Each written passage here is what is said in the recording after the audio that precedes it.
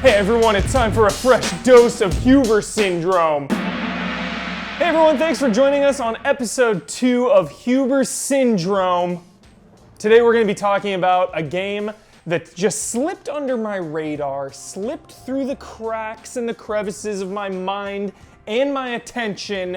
Let's get right into it. That game is Dynalite. How did I ever miss this game? But it was for the best because recently the Enhanced Edition came out and they had like 1,000-something improvements across the board, audio, visual. They added the following expansion pack, all this DLC. It was the total package, and there's so many things I love about this game, but none more than nighttime. Makes me sweat just thinking about it. My spine shivers, my bones are trembling like it's Halloween night. Now the best part about night is that these super freako zombies come out that are only at nighttime, not in the day. So if you decide to venture out at night, you better be packing some heat. You better be ready for these freaks to get you, because I go through the entire game and you think, oh, it'll get easier, The game does get easier. But nighttime is always intense, and that's why I love it. Now, you may think, well, why don't you just stay inside? Why do you venture out at night? What's the point? You get double XP for everything, and some quests can only be completed at night. Sometimes you'll have to go hunt one of these freakos in a cave somewhere.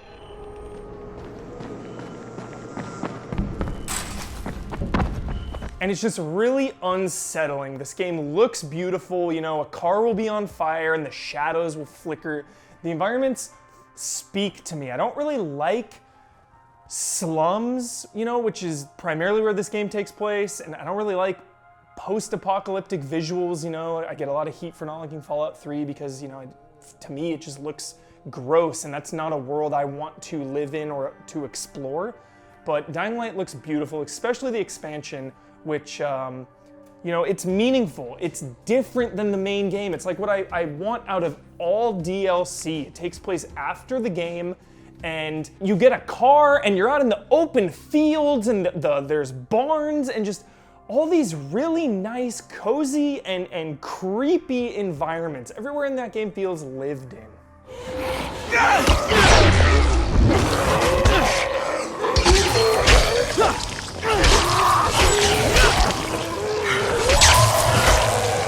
Another thing I love is the skill tree in this game. Now I know this has been done before, you use something, it levels up. You use melee attacks, your melee levels up.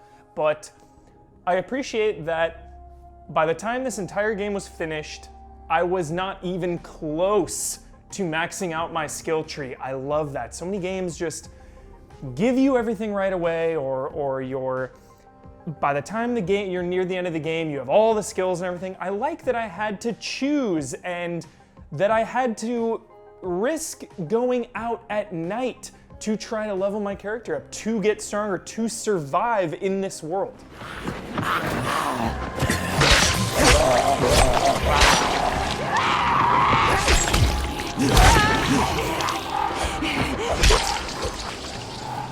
And lastly, the creme de la creme of Dynalite, first-person melee combat.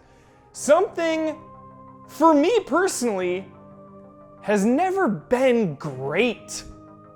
It hasn't. It's always been run forward, attack, run back, run forward, attack, run back. And Dynalite gets it, when you start getting these skills, like some whirlwind axe move, obviously, I'm obsessed. You have a two-handed axe culmination, and it just feels intimate and tactical. You always have to watch your stamina. You always have to dodge back and move around. It just feels really, really good, especially coming from someone who didn't like Dead Island. But I love Dynalite. Now it's time for the syndrome. So you think we're talking about zombies, right? Some 28 days later, 28 weeks, months, years later, Walking Dead, Rise of the Dead, Dawn of the Dead, Fear the Walking Dead, everyone's dead? No! We're talking about District B13. I didn't want to talk about the parkour in this game, so I wanted to save it for this part. District B13, a movie starring the creator of parkour, featuring an uneasy alliance in a science fiction, quarantined off ghetto in Paris. An undercover cop and a gang member must work together to defuse a nuclear bomb. It's a real fun movie. It has a sequel as well, so if you love the first one, you can get the second one as well. District 13 Ultimatum. They dropped the B. I don't know why. It's not to be confused with District 9. Check it out. District B13. I thought of that the entire time I was playing Dynalite. Running off buildings, grappling hook, jumping down, stamina, climbing, moving. So that's it for the show this week. Feel free to post in the comments or tweet me at Michael P. Huber. I want to hear your thoughts about Dying Light, a game that is so good. And everyone was telling me that it was so good. And finally I got to play it. I was gonna say that I got to experience it, but every time I'm about to say that word, I hear Kyle Bossman. I see him in my mind, the syndrome. He's saying, no, don't you dare say that word.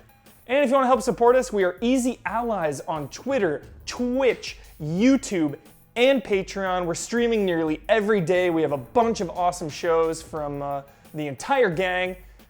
Thanks for watching, and see you next week.